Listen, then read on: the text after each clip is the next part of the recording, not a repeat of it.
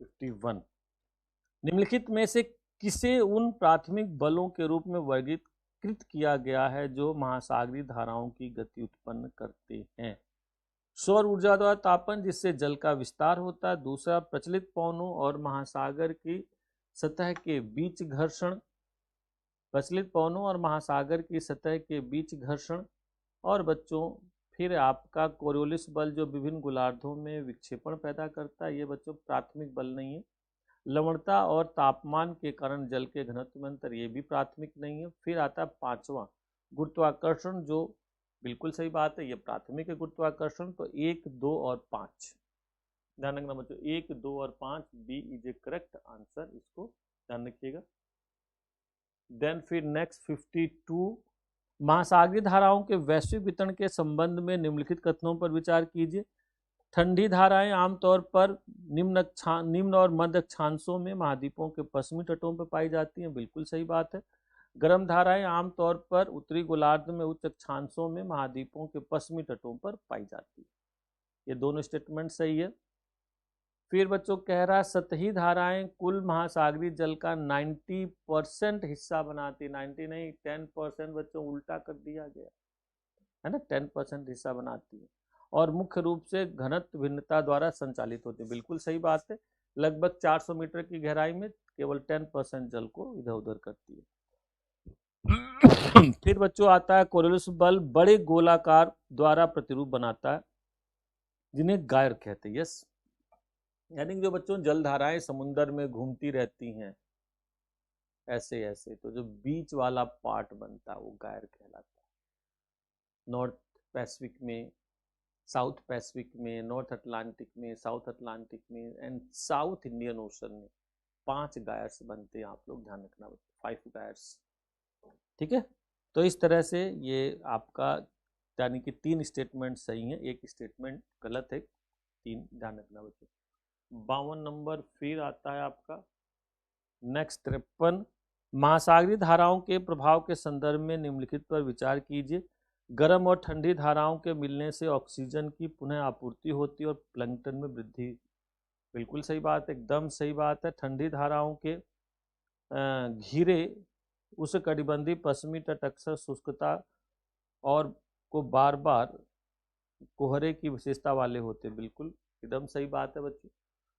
ऐसे जो जहाँ ठंडी धाराएं आती हैं वहाँ पर देखोगे गर्म क्षेत्रों में मिलती हैं तो वहाँ पर फॉग बनता है, जैसे कनाडा के पूर्वी तट पर न्यू फाउंडलैंड के पास में। फिर बच्चों कह रहा मध्य अक्षांशों के पूर्वी तटों के साथ चलने वाली गर्म धाराओं के परिणाम स्वरूप समुद्री जलवायु बनती है, जिसमें ग्रीष्मकाल ठंडा और सर्दियां हल्की होती हैं। ये समशीतोष्ण क्षेत्र में बनता है ना, ये गलत है, यानी कि आंसर इसमें होगा 1 और 2 सही है, ये थर्ड वाला गलत है। देन फिर आगे बढ़ते हैं बच्चों 54, निम्नलिखित में से कौन से कारक किसी विशिष्ट तटीय स्थान पर ज्वार की तीव्रता या परिमाण को महत्वपूर्ण रूप से प्रभावित करते हैं? यानी किसी एरिया में ज्वार भाटा की ऊंचाई कितनी होगी, कौन कौन से? तो खाड़ियों और मुहानों का आकार जैसे कीप के आकार का, महाद्वीपीय शेल्फ की चौड़ाई, पृथ्वी के सूर्य के बीच की दूरी और बच्चों वायुमंडलीय, यानी कि चारों फैक्टर मिलके डिसाइड करते हैं, ध्यान रखना।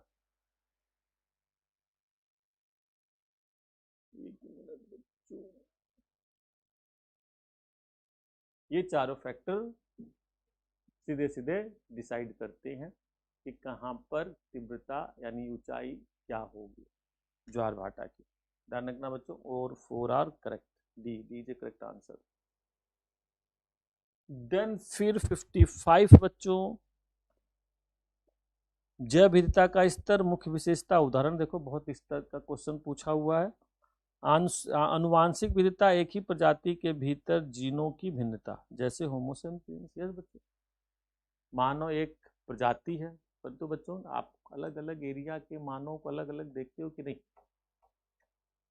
एक ही घर में हम लोग कई बार अलग अलग देखते हैं, पर अलग अलग होते हुए भी कुछ मिलते हैं, जिससे देखो हम लोग अनुमान लगा लेते हैं अच्छा ये भाई है उनका, अच्छा अच्छा बेटा है उनका। तो उसी संदर्भ में प्रजाति विविधता समृद्धि बहुतायत और प्रकारों द्वारा मापी जाती है। फिर पारिस्थितिकी तंत्र विविधता, आवासों और पारिस्थितिक प्रक्रियाओं के बीच अंतर, और स्थानिक प्रजाति, वे प्रजातियां जो विश्व स्तर पर पाई जाती। स्थानिक प्रजाति एंडेमिक वो नहीं होती बच्चों जो विश्व स्तर में पाई जाती हैं, जो लोकल लेवल में मिलती हैं। ध्यान रखना, यानी कि जो 4 है वो गलत है बच्चों। तो केवल 3 स्टेटमेंट इसमें सही है। Answer is A C is a correct answer. ध्यान रखना। देन 56, जैव विविधता की हानि और IUCN वर्गीकरण के संदर्भ में निम्नलिखित कथनों पर विचार कीजिए। तो विदेशी प्रजातियों का आगमन प्राकृतिक जैविक समुदायों को क्षति पहुंचाने वाला एक प्रमुख कारण है। बिल्कुल सही बात। जब किसी क्षेत्र में विदेशी प्रजातियां पहुंच जाती हैं तो वे बच्चों स्थानीय जातियों को काफी नुकसान पहुंचाती हैं। विदेशी प्रजातियां आक्रमणकारी, उनमें ज़्यादा रेजिस्टेंसी होती है, ज़्यादा फाइटिंग एबिलिटी होती है, तो बच्चों नष्ट कर देती है। फिर दूसरा जो कहा जा रहा है बच्चों, सुभेद प्रजातियां वे हैं जो पहले से विलुप्त होने के खतरे में हैं और IUCN की रेड लिस्ट में बच्चों क्रिटिकली इंडेंजर्ड कहलाती हैं, अति संकटग्रस्त। सुभेद नहीं कहलाती बच्चों, अति संकटग्रस्त कहलाती है। ध्यान रखना, क्रिटिकली इंजर्ड। उस कटिबंधीय क्षेत्रों में वैश्विक मानव जनसंख्या का लगभग 3/3 हिस्सा रहता है, 3/4 हिस्सा रहता है, जिससे अति नियंत्रित अतिदोहन होता है। बिल्कुल सही बात है। दुनिया में तो ट्रॉपिकल एरिया में विश्व की अधिकांश जनसंख्या रहती है और दुर्लभ प्रजातियों की विशेषता कम जनसंख्या। बात तो सही है। केवल 3 यानी कि 3 स्टेटमेंट, 1, 3 और 4 सही है। 3 स्टेटमेंट सही है, तो आंसर इसका होगा सी। ध्यान रखना बच्चों, C is a correct answer. केवल दूसरा इसमें गलत था। देन फिर कह रहा है कि जैव विविधता के वैश्विक वितरण के संबंध में निम्नलिखित पर विचार कीजिए। कम प्रजातियों की बड़ी आबादी के कारण ध्रुवीय क्षेत्रों में जैव विविधता लगातार समृद्ध होती है। अभी कहीं पढ़ रहे बच्चों, उष्णकटिबंध में होती है, ध्रुवों पर जैव विविधता बहुत कम मिलती है। ध्यान रखना, क्योंकि तापमान बहुत कम होता है। तो ध्रुवीय प्रदेशों में ये गलत है बच्चों। मेगा डाइवर्सिटी केंद्र मुख्य रूप से उष्णकटिबंधीय क्षेत्रों में है स्थित हैं, जिनमें भारत और ऑस्ट्रेलिया ऐसे 12 देशों में से हैं। बिल्कुल सही बात है। जैव विविधता हॉटस्पॉट को मुख्य रूप से उसकी वनस्पति द्वारा परिभाषित किया जाता है, क्योंकि पौधे प्राथमिक उत्पादकता को निर्धारित करते हैं। जैव विविधता को मुख्य रूप से उसकी वनस्पति द्वारा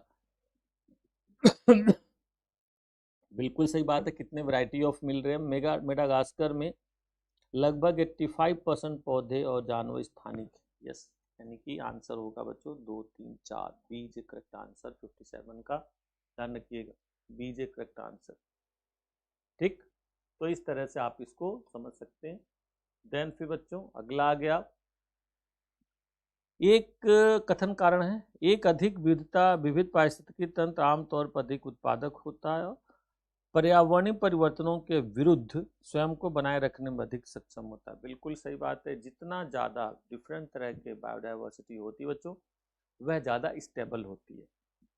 पारितंत्र में जैव विविधता स्थिरता को बढ़ावा देती है, जबकि प्रत्येक प्रजाति एक विशिष्ट कार्य करती है। कोई भी जीव पूर्ण अलगाव में अस्तित्व में नहीं रहता। बिल्कुल सही बात है। दुनिया में सभी जीव एक दूसरे पर निर्भर हैं। ठीक है,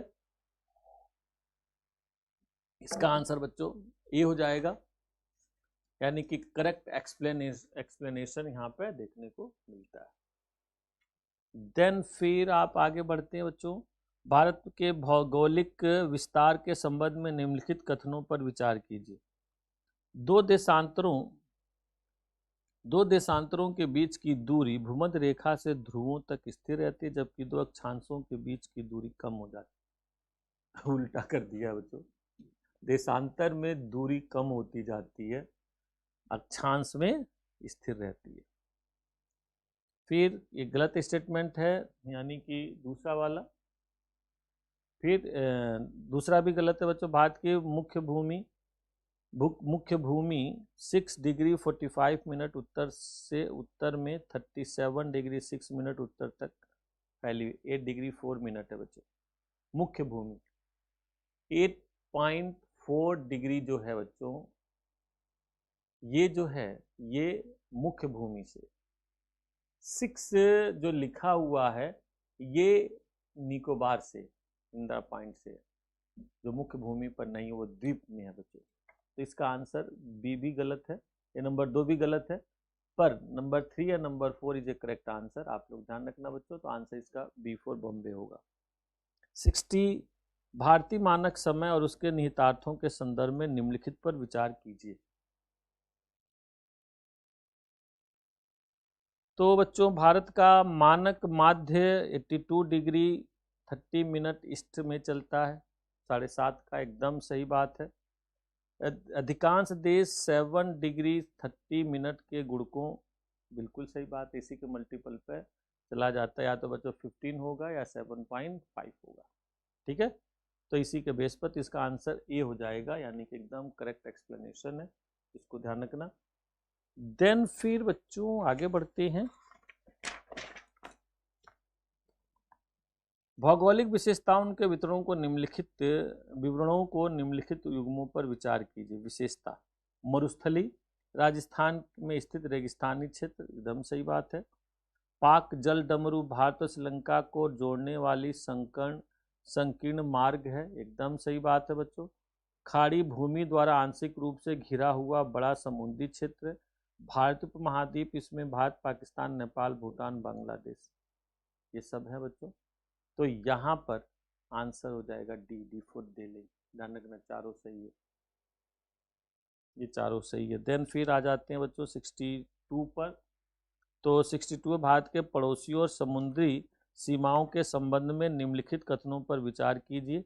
लक्षद्वीप और अंडमान एवं निकोबार द्वीप समूहों सहित भारत की तट रेखा की कुल लंबाई 7517 किलोमीटर है, यानी कि 7517, बिल्कुल सही बात है।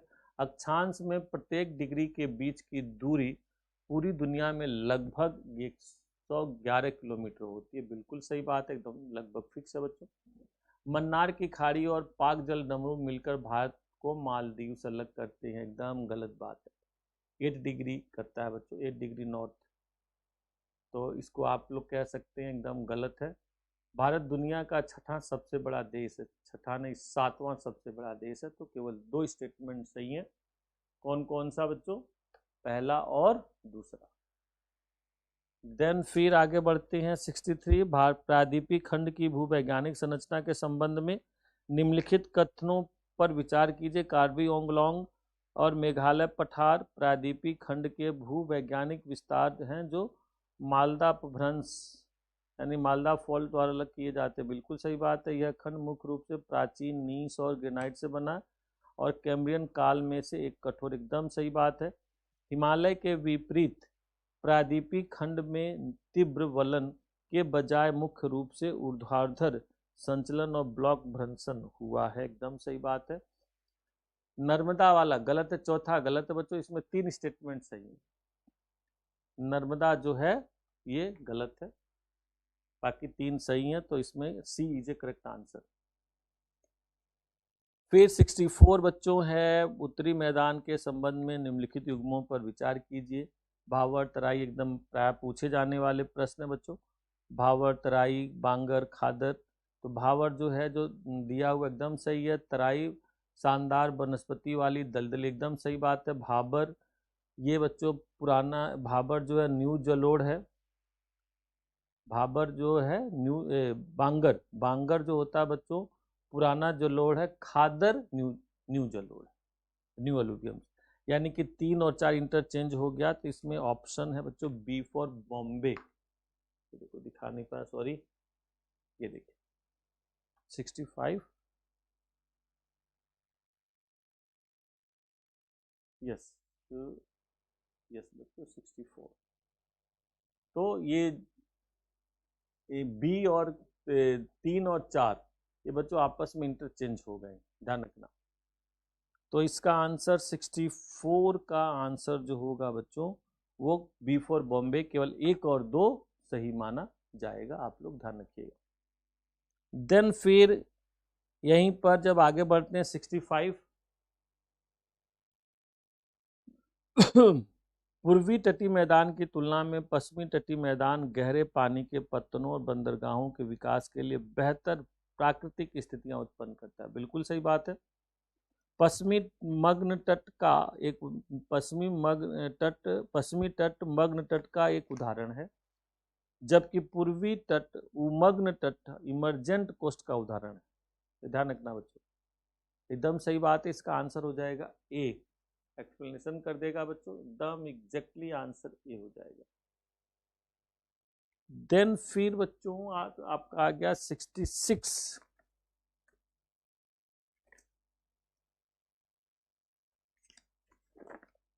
भारतीय द्वीपों के संदर्भ में निम्नलिखित पर विचार कीजिए। अंडमान और निकोबार द्वीप समूह 9 डिग्री चैनल द्वारा अलग किए जाते हैं। 9 डिग्री नहीं बच्चों, 10 डिग्री चैनल। 9 डिग्री जो है लक्षद्वीप वाले एरिया में। और फिर आ गया नंबर 2, लक्षद्वीप पूरी तरह से प्रवाल मूल के हैं, जबकि अंडमान, एकदम सही बात है। अंडमान में बच्चों कई तरह के ज्वालामुखी के भी द्वीप है, पर लक्षद्वीप के सभी ज्वालामुखी जो द्वीप हैं वो कोरल है। फिर अरब सागर में स्थित बैरन द्वीप, अरब सागर में बैरन द्वीप थोड़ी ना बच्चों, कहाँ पर है याद करिए, अंडमान निकोबार में। फिर सैडल पीक अंडमान और निकोबार द्वीप समूह की सबसे ऊंची चोटी है। ये बच्चों आंसर इसमें हो जाएगा 2, 2 और 4 सही हैं और 3 गलत, 1 और 3 गलत। इसका आंसर 66 का आंसर हो जाएगा बी फॉर बॉम्बे। ध्यान रखना। देन फिर बच्चों प्रायद्वीपीय पठार के संबंध में कथनों पर विचार कीजिए। पठार की ऊंचाई पूर्व से पश्चिम की ओर ढालू है, यही कारण है कि नर्मदा बंगाल की खाड़ी में गिरती है। नर्मदा बच्चों बंगाल की खाड़ी में गिरती है, जरा आप लोग खुद सोच लो। नहीं, ध्यान रखना, अन्नामुदी जो अन्नामलाई पहाड़ियों पर स्थित है, पूरे प्रायद्वीपीय पठार की सबसे ऊंची चोटी। एकदम बात सही है, 2695 मीटर हाइट है। फिर बच्चों फिर इसमें आ गया पश्चिमी घाट। पूर्वी घाट की तुलना में अधिक निरंतर और ऊंचाई में अधिक है। और फिर बच्चों आपका हो गया अरावली श्रेणी अवशिष्ट पर्वतों का एक उदाहरण है जो अत्यधिक अपर्दित है। अवशिष्ट पर्वतों का उदाहरण बच्चों, तो यानी कि कह सकते हो केवल 3 स्टेटमेंट सही हैं और स्टेटमेंट नंबर 1 जो है गलत है। याद रहेगा बच्चों, इसका आंसर हो जाएगा सी, केवल 3 सही है। ठीक है। देन फिर जब हम आगे बढ़ते हैं बच्चों, तो थार मरुस्थल के संबंध में निम्नलिखित पर विचार कीजिए। यह भूवैज्ञानिक रूप से प्रायद्वीपीय पठार का विस्तार है, हालांकि इसकी सतह भौतिक अपक्षय पवन द्वारा आकार देती है। बिल्कुल सही बात, इसमें कहीं कोई डाउट नहीं है बच्चों, प्रायद्वीपीय पठार का भाग माना जाता है। आकल में काष्ठ जीवाश्मों की उपस्थिति बताती है कि मेसोजोइक युग के दौरान यह क्षेत्र समुद्र के नीचे था। यस, यानी कि आज से 3-4 करोड़ साल पहले ये जो क्षेत्र है बच्चों थार का मरुस्थल, ये समुद्र में था। इसका प्रमाण यदि ढूंढना चाहते तो मिल सकता है। कैसे भाई? तो यहाँ पर खारे पानी की बहुत सारी झीलें पाई जाती हैं। ठीक बच्चों, तो उसमें आप लोग समझ सकते हैं। Statement 2 is correct. बरखान अनुदैर्ध्य रेत के कटके हैं जो हरियाणा सीमा के पास रेगिस्तान के सबसे उत्तरी भाग को कवर करती। नहीं बच्चों, ये एकदम आंतरिक भाग है, जैसलमेर के एरिया में आपको मिलेंगे वहाँ पर। ये तो वहाँ पर राजस्थान हिमालय तो हरियाणा नहीं है बच्चों। फिर लूणी नदी एक महत्वपूर्ण अल्पकालिक धारा है जो रेगिस्तान के दक्षिणी भाग में बहती है। ये भी बात सही है। तो 68 में आंसर हो जाएगा 1, 2 और 4, यानी कि स्टेटमेंट 3 जो है बच्चों ये गलत होगा। इसको आप लोग ध्यान दे सकते हैं। देन फिर आ गया 70, प्रायद्वीपीय पठार की निम्नलिखित पर्वत श्रेणियों को उत्तर से दक्षिण की ओर व्यवस्थित कीजिए। इसका आंसर होगा ए बच्चों, यानी कि सबसे पहले सतपुड़ा होगा, देन फिर महादेव होगा, देन नीलगिरी होगा, देन कार्डामम होगा। ठीक है, तो इसका आंसर होगा बच्चों 79 का, एक मिनट बच्चों, 69 तो हमने देखा ही ना है, सॉरी गलती होगी बच्चों। 69 जरा देख लो भाई सामने, भारत के 3 मुख्य विभाजनों में भूवैज्ञानिक रूप से इंडो गंगा ब्रह्मपुत्र मैदान सबसे पुराना है। इसका निर्माण हिमालय पर्वत निर्माण के तीसरे चरण के दौरान एक भू अभिनीति अवसाद के रूप में हुआ था और बाद में तलछट सेडिमेंट से भर गया था। यस बच्चों, एकदम सही है ना। इसका आंसर 69 का आंसर जो होगा बच्चों, ये आपका यहाँ पर ए होगा, यानी करेक्ट एक्सप्लेनेशन देखने को मिलेगा। ठीक है, तो इस तरह से इसको आप लोग समझ सकते। 69 के बाद 70 पर आप पहुँचेंगे तो आंसर बच्चों, जैसा अभी चर्चा हो ही रही थी, ये देखिए, ये बड़ा पैक्ट क्वेश्चन है यूपीएससी का। स्थलाकृतियों को या फीचर्स को बच्चों ऑर्डर में अरेंज कराता है, तो इसको आप लोग ध्यान दे सकते हैं। महादेव पहाड़ी, नीलगिरी पहाड़ी, कार्डामम, सतपुड़ा। तो सबसे पहले बच्चों सतपुड़ा है, ठीक है, देन महादेव है, देन फिर नीलगिरी, देन कार्डामम, यानी कि ए इज ए करेक्ट आंसर, इसमें ध्यान रखना। ए इज ए करेक्ट आंसर 70 का बच्चों।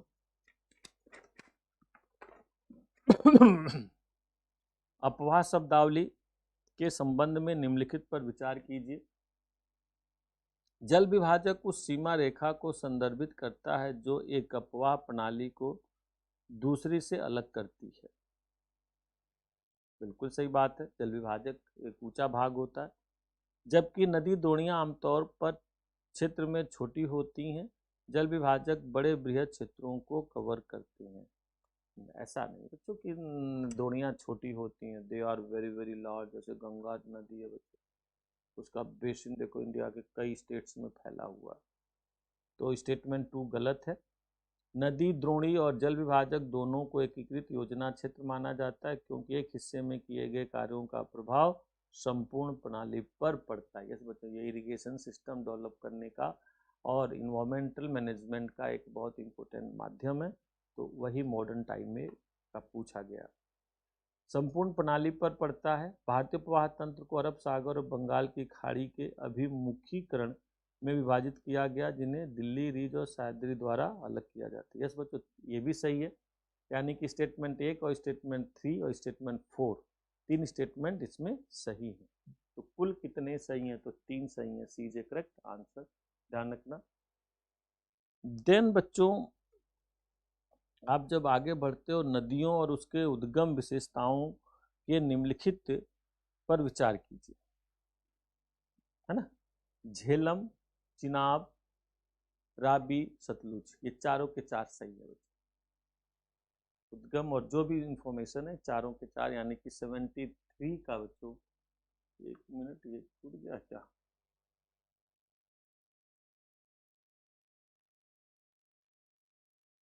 देखो 72 छूट गया, 73 आ गया। अभी बच्चों इसको 73 का दिखा देता हूँ, फिर आपको 2 पे चलता हूँ। ये देखो, नदियों और उद्गम विशेषताओं के निम्नलिखित युग्मों पर विचार कीजिए। एक तरफ नदी है बच्चों, फिर उनकी उद्गम विशेषताएं हैं, तो करेक्टर को मैच करना है बच्चों। चारों के चारों एकदम मैच करते हैं, कहीं कोई प्रॉब्लम नहीं। ठीक है, तो इसका आंसर हो जाएगा आपका डी, 73 का आंसर डी हो जाएगा।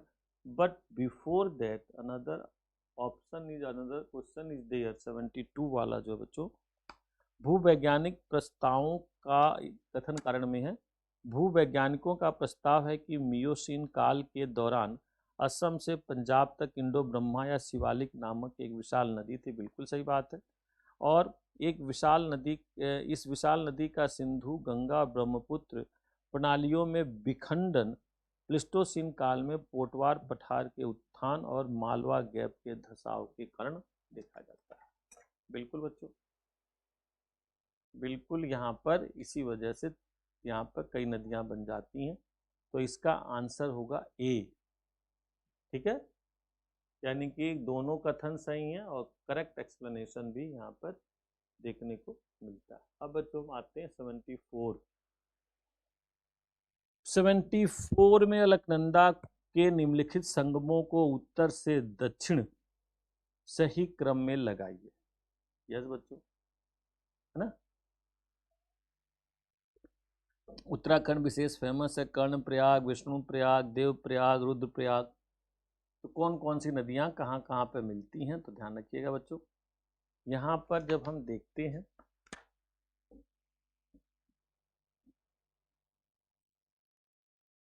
ये देखो भाई, धौली गंगा आती है बच्चों, ये नदी है धौली गंगा। पानी एकदम साफ चमकता हुआ होता है बच्चों, इसलिए नाम इसका धौली गंगा है। और यहाँ पर पड़ता है विष्णु प्रयाग, विष्णु प्रयाग, ठीक है। फिर आ गया आपका दूसरा बच्चों, पिंडर नदी आती है, यहाँ पर पड़ता कर्ण प्रयाग, है ना। फिर आते हैं बच्चों, उसके बाद नदी मिलती है मंदाकिनी, ठीक बच्चों, मंदाकिनी। तो ये बनता है आपका कर्ण प्रयाग हो गया। फिर ये बनता आपका रुद्र प्रयाग, ठीक बच्चों। और यहाँ पर बनता है, आती है नदी अलकनंदा, और ये बनता है देवप्रयाग। यहाँ से रियल में नदी बच्चों चलती है। तो आंसर इसका हो जाएगा 2 1 4 3, 2 1 4 3, यानी 74 का आंसर हो जाएगा बच्चों ए। क्लियर? 74 का आंसर क्या हो जाएगा? ये आपका ए हो जाएगा, इसको ध्यान रखिए। देन फिर बच्चों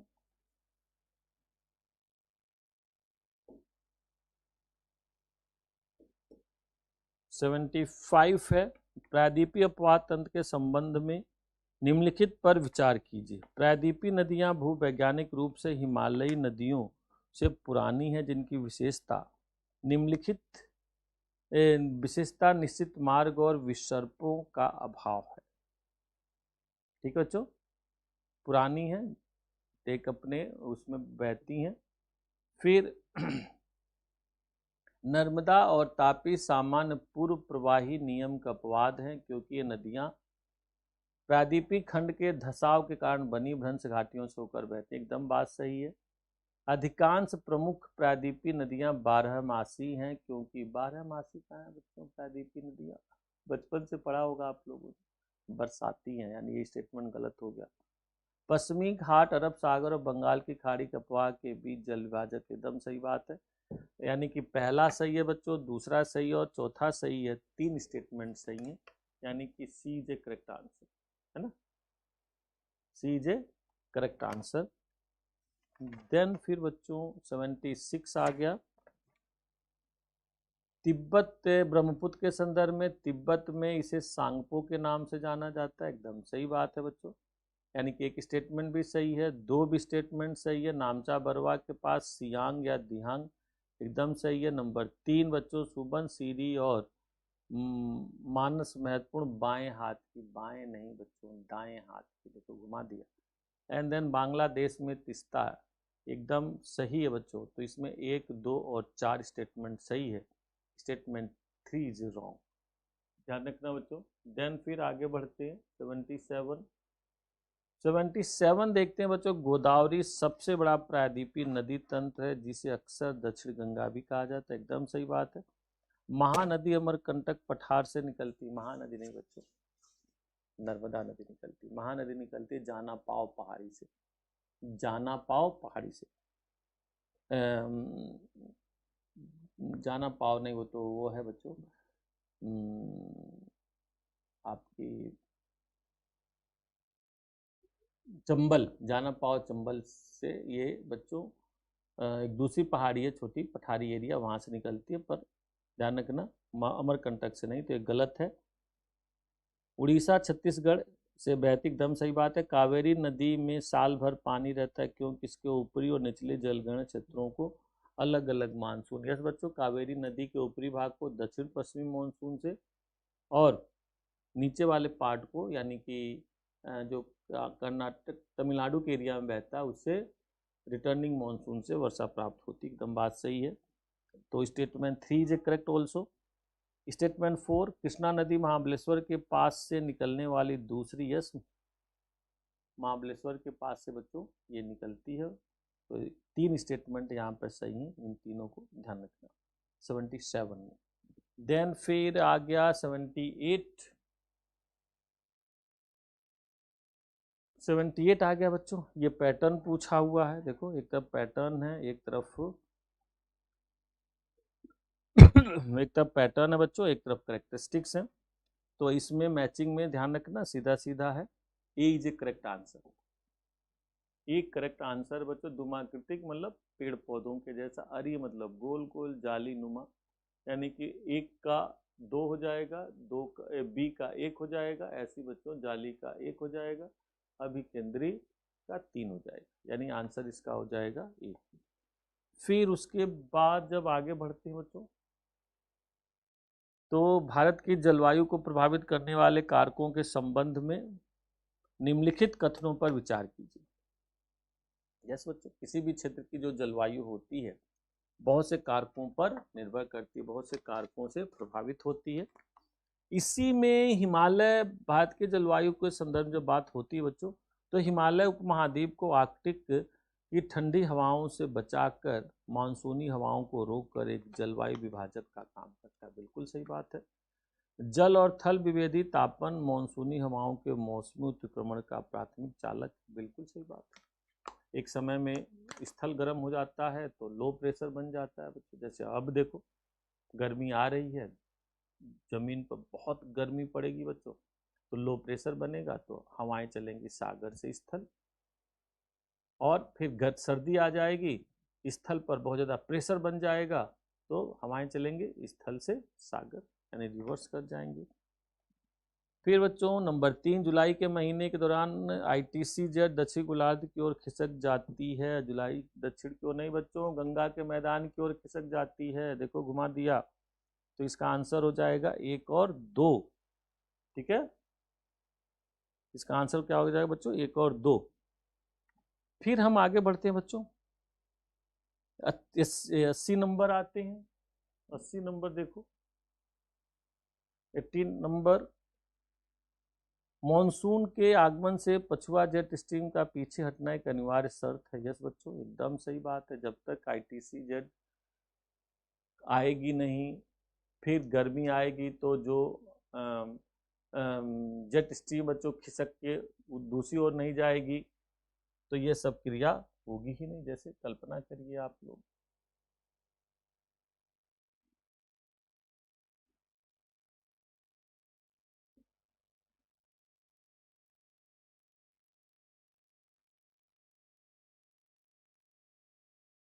देखिए सर्दियों में जो हमारी वो है जेट स्ट्रीम में ऐसे चलती है, ऐसे आगे बढ़ती है। जब गर्मी आ रही होती है तो ये खिसक के किधर चली जाती है, दूसरी ओर, है ना। किधर चली जाएगी, ये देखो ऐसे चली जाएगी, ऐसे उत्तर की ओर चली जाएगी। तो ये वाली प्रीकर्सर है, बहुत जरूरी है। 15 उत्तर 15 डिग्री उत्तर अक्षांश के साथ पूर्वी जेट स्ट्रीम का प्रवेश मानसून में प्रस्फोट लाता है। बिल्कुल सही बात है बच्चों, पूर्वी जेट स्ट्रीम की भूमिका देखी जाती है। और पश्चिमी मानसून, दक्षिण पश्चिमी मानसून तकनीकी रूप से दक्षिण गोलार्ध से आने वाली व्यापारिक पवन। एकदम सही बात है, तीनों स्टेटमेंट इसमें सही है। C is a correct answer, ध्यान रखना बच्चों, C is a correct answer. Then फिर बच्चों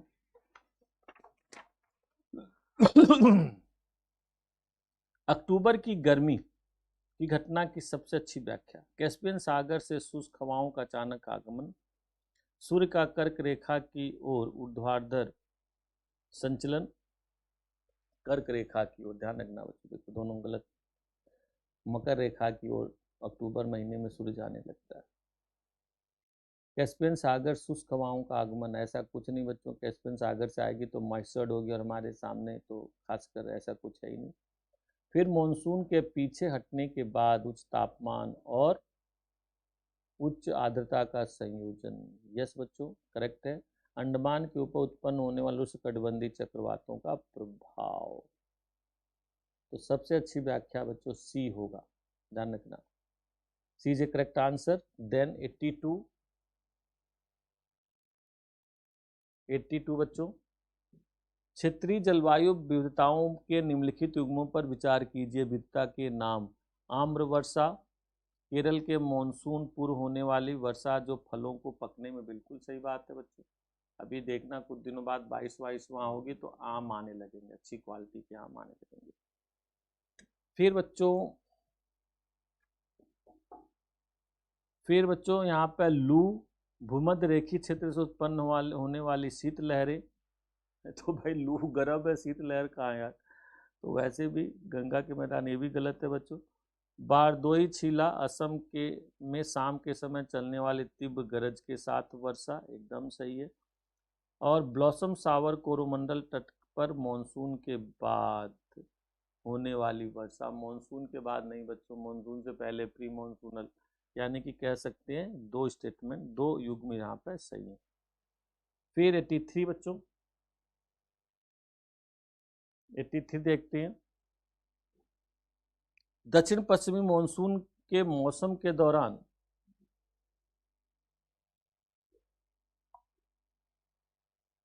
दक्षिण पश्चिमी मानसून के मौसम के दौरान तमिलनाडु के तट पर अपेक्षाकृत शुष्क रहता है। यस, क्यों बच्चों, वृष्टि छाया में आ जाता है। तमिलनाडु तट बंगाल की खाड़ी की शाखा के समानांतर स्थित तथा अरब सागर की शाखा से वृष्टि छाया में पड़ता है। बिल्कुल सही बात है बच्चों, आंसर ए हो जाएगा। 83 का आंसर जो होगा ए होगा। एग्जैक्ट एक्सप्लेनेशन यहाँ पर किया गया। देन फिर 84, मॉनसून में विच्छेद के संबंध में निम्नलिखित में कौन सा। उत्तर भारत में विच्छेद तब होता है जब आईटीसी के साथ वर्षा वाले तूफानों में आवृत्ति कम हो जाती है, बिल्कुल सही बात है। पश्चिमी तट पर विच्छेद का संबंध तट पर आने वाली हवाओं के बजाय तट के समानांतर चलने वाली हवाओं से होता है। यस, आंसर 2 हो जाएगा बच्चों, सी हो जाएगा। दोनों स्टेटमेंट सही हैं, इसको आप लोग ध्यान रखिए। पश्चिमी विक्षोभ के संबंध में निम्नलिखित पर विचार कीजिए। 85 आ गया। इसकी बच्चों डिटेल एकदम वहाँ पर आप जाएंगे तो और भी सूचनाएं आपको मिल जाएंगी, एक बार वहाँ पर देख लीजिए। यहाँ पर थोड़ा समय की लिमिटेशन है।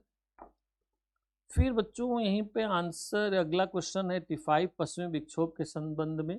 ये भूमध्य सागर से उत्पन्न होने वाले उथले चक्रवाती गर्त हैं, ये बात एकदम सही है। पश्चिमी जेट स्ट्रीम द्वारा भारत में आते, जैसा अभी मैंने दिखाया था, और जबकि ये मैदानों में वर्षा का कारण बनते, एकदम सही बात है। और 1, 2, 3 ये तीनों स्टेटमेंट सही हैं, आप लोग ध्यान रखना। 85 में तीनों स्टेटमेंट सही हैं बच्चों।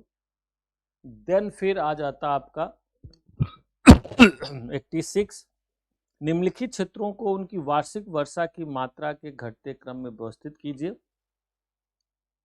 जैसलमेर, मौसिनराम, पश्चिमी घाट, लद्दाख। तो नोट कर लीजिए बच्चों, आपका मौसिनराम में 1100 से भी अधिक वर्षा होती है, 1100 सेंटीमीटर, लगभग 1200 के आसपास तक बच्चों। तो नंबर सबसे ज़्यादा बारिश कहाँ होगी, मौसिनराम में।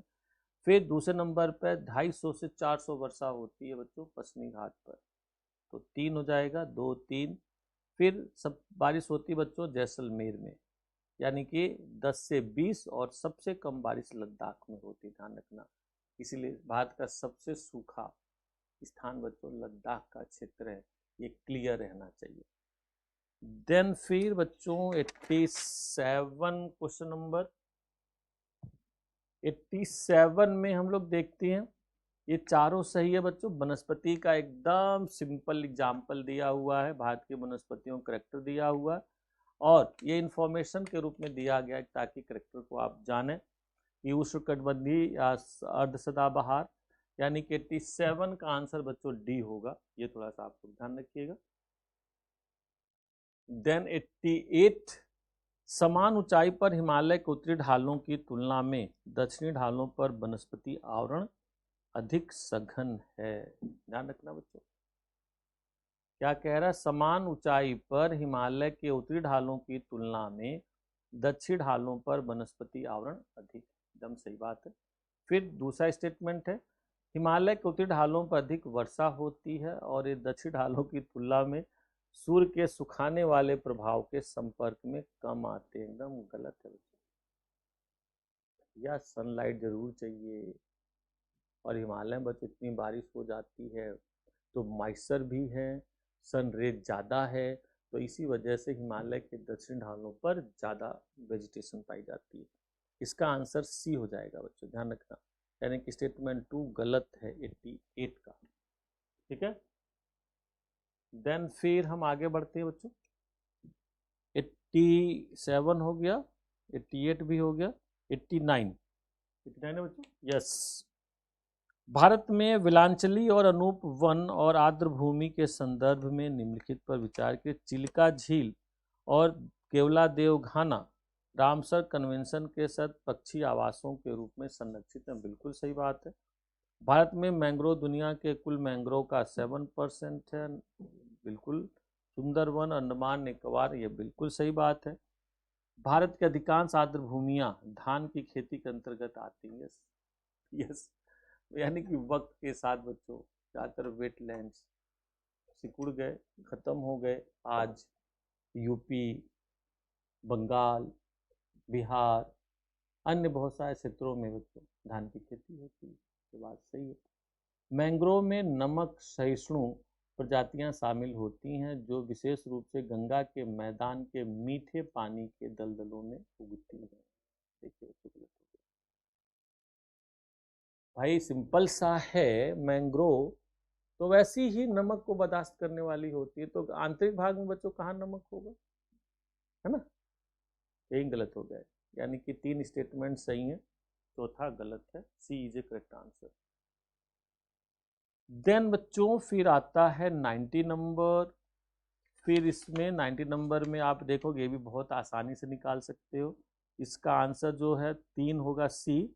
इसमें बच्चों जो कश्मीर घाटी एकदम सही है, भूकंप से प्रभावित है। दक्कन का पठार स्थिर है। कोरोमंडल बच्चों लौटते मानसून से। और पंजाब हरियाणा में सुनामी कहाँ होगी? पंजाब हरियाणा बच्चों एकदम अंदर साइड के स्टेट से हैं, तो यहाँ कहाँ सुनामी होगी? तो 3 स्टेटमेंट्स या पेयर आर करेक्ट, ध्यान रखना। 91 की जब बात होती है बच्चों, तो खनन और कृषि प्राथमिक गतिविधियों में लगे लोगों को उनके काम और बाहरी और शारीरिक प्रकृति के कारण रेड कॉलर जॉब कहा जाता है। सही है।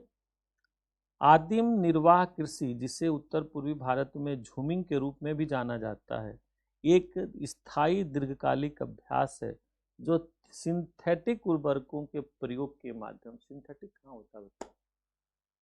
उसमें तो नेचुरल यूज करते। तो स्टेटमेंट गलत हो गया, तो सी इज ए करेक्ट आंसर। 91 का सी होगा। 92 जब आते हैं बच्चों, उच्च प्रौद्योगिकी उद्योगों के संदर्भ में निम्नलिखित पर विचार कीजिए। उच्च तकनीकी उद्योगों में सफेद पोश श्रमिकों विशेषज्ञों की संख्या नीले पोश से अधिक होती है। यस, आप देखो कि बहुत सारे कंपनियां होती है जिसमें इंजीनियर्स ज़्यादा मिलेंगे। बिल्कुल सही बात है। उच्च तकनीकी, हाँ बस उसी में लगा हुआ हूँ, जस्ट 2 मिनट में। उच्च तकनीकी उद्योगों का भौतिक परिदृश्य विशाल धुएं से भरी केंद्रीय विशाल धुएं और से भरी केंद्रित बच्चों, दूसरा स्टेटमेंट एकदम गलत है भाई। हाई टेक्नोलॉजी में बच्चों कहाँ धुआं होता है? सिलिकॉन वैली और बेंगलोर टेक्नोपोलिस शहर है। बिल्कुल सही बात है। रोबोटिक्स, इसमें बच्चों 3 स्टेटमेंट, यानी कि पहला, तीसरा, चौथा, चारों 3 सही हैं, दूसरा गलत है। फिर बच्चों 93 में जो है ये क्वेश्चन आया हुआ है, गतिविधियां हैं और आर्थिक क्षेत्र है। तो विदेशी अस्पतालों के लिए ये 1 मिनट, हाँ इसमें बच्चों केवल जो होगा 3 युग्म सही होंगे। विदेशी अस्पतालों के लिए MIR स्कैन की व्याख्या चतुर्थक होगी, CEO पंचम होगी, और बच्चों घर घर जाकर खुदरा बिक्री ये द्वितीयक नहीं तृतीयक सर्विस सेक्टर में आता है। तो यहाँ पर ध्यान रखना ये गलत है। सॉफ्टवेयर वगैरह एकदम सही है। तो इसका 3 आंसर होगा बच्चों, केवल 3। C is a correct answer. Then फिर परिवहन के संदर्भ में, इसमें बच्चों पहला स्टेटमेंट गलत है ना। मानचित्रों का आइसोक्रोन रेखाओं का उपयोग उन स्थानों को जोड़ने के लिए होता है। आइसोक्रोन नहीं होता बच्चों, आइसो डिस्टेंस होता है ना, तो ये गलत हो गया। और आइसोक्रोन जो होता है समान समय के लिए होता है, ठीक है। तो पहला गलत है, बाकी तीनों स्टेटमेंट एकदम सही हैं, तो इसका आंसर केवल 3 होगा। सी इज ए करेक्ट आंसर, ध्यान रखना बच्चों, C is a correct answer, ठीक है। होमोसोरिंग ये सब करेक्ट आंसर होगा, सी। देन बच्चों 95 भारत के प्रमुख खनिज पट्टियों में निम्नलिखित कथनों पर विचार कीजिए। उत्तरी पूर्वी पठार क्षेत्र कोयला, एकदम सही बात है। तो परंतु बच्चों जो नंबर 2 लिखा हुआ दक्षिण पश्चिमी पठार क्षेत्र में विविध खनिज निक्षेपों में उल्लेखनीय रूप से समृद्ध है, लेकिन उच्च श्रेणी के लोहा की कमी। अरे भैया इंडिया में बच्चों फाइन क्वालिटी का ही लोहा तो मिलता है, ध्यान रखना बच्चों, इंडिया की बड़ी खास बात है, हमारे यहाँ फाइन क्वालिटी का लोहा मिलता है, इसको आप लोग ध्यान रखिएगा। 1 मिनट बच्चों,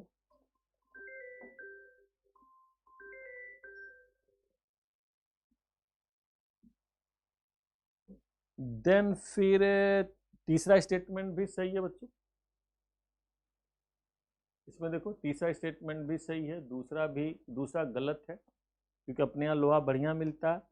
और चौथा स्टेटमेंट भारत के अधिकांश धात्विक खनिज उत्तर भारत के जलोढ़ मैदान से जुड़े हुए हैं। भारत के अधिकांश धात्विक खनिज उत्तर भारत के जलोढ़ मैदान से जुड़े हुए हैं, ये बच्चों थोड़ा सा डाउट है, यानी कि क्वेश्चन नंबर 95 का आंसर सी होगा, यानी कि जुड़े होने से मतलब ये है कि अधिक जनसंख्या है, उससे माल की आपूर्ति होती है, तो तीनों यहां पर सही होंगे बच्चों। देन फिर लास्ट चल रहा है 96 खनिज उत्पादक स्थलों और उससे संबंधित खनिजों के निम्नलिखित में से कौन से, ये ध्यान रखना बहुत जबरदस्त क्वेश्चन बच्चों। बैलाडीला अच्छा लोहा मिलता है, बैलाघाट, ये कुद्रेमुख बॉक्साइट बिल्कुल नहीं बच्चों, कुद्रेमुख में क्या मिलता है, लोहा बढ़िया क्वालिटी है, कोरापुट बॉक्साइट। तो इसमें 1, 2 और 4 सही हैं, 3 गलत है। तो यहाँ पे 97 आ गया बच्चों, 97 में ये आपका केवल एक स्टेटमेंट सही है, बाकी सब गलत है, एक स्टेटमेंट सही है बच्चों, यानी कि जो 2 है वो सही है। भारत में 97 से अधिक % कोयला टर्सरी का नहीं बच्चों गोंडवाना है। केरल और आंध्रा के तट पर मोनाजाइट, एकदम सही बात है। और पर्यावरणीय मित्रता और ये संदर्भ में सौर तकनीक का परमाणु की तुलना में लगभग 10 गुना, ये गलत स्टेटमेंट है। मुंबई हाई, वहाँ रिफाइनरी नहीं है, पेट्रोलियम निकाला जाता है, तो केवल एक स्टेटमेंट सही है बच्चों, ध्यान रखना। देन बच्चों आ गया 98 का आंसर सी होगा, है ना, 98 का आंसर सी होगा। सीधा सीधा क्वेश्चन, इसमें कुछ ज़्यादा है नहीं बच्चों, एक्सप्लेनेशन देख लीजिएगा आप लोग, केवल 3। और बच्चों फिर 99 का है कि कौन कौन से उससे संबंधित हैं, तो इसका आंसर जो होगा बच्चों 1, 2 और 3। सर्वोदय योजना इन्वायरमेंट से जुड़ी हुई योजना नहीं बच्चों, ये भूमि सुधार से जुड़ी हुई योजना है, विनोबा भावे ने शुरू किया था, तो इसको आप लोग ध्यान रखिएगा, ये रही, है ना, ये योजना बच्चों सर्वोदय पर्यावरण से संबंधित नहीं है। और फिर 100 नंबर क्वेश्चन का बच्चों आ गया, इसमें केवल 2 सही है, ठीक है, और 2 गलत है, यानी कि पहला स्टेटमेंट सही है और बच्चों तीसरा सही है और दूसरा और चौथा गलत है, ठीक है। तो इस तरह से ये हुआ आपका क्वेश्चन बच्चों, इसको मिलाइए, बार बार पेपर को देखिए, मैचिंग करिए, डेफिनेटली बच्चों जितना एरिया कवर किया गया है ये आपके पूरी ज्योग्राफी को मथ डालता है, घुमा देता है। तो बच्चों इसी के साथ, अब चूंकि दूसरी क्लास है, इसी के साथ आगे बढ़ते हैं। बहुत सारी शुभकामनाएं, till then bye, thank you, फिर मिलते हैं बच्चों। फिर एक डिस्कस होगी, चर्चा होगी। Till then bye.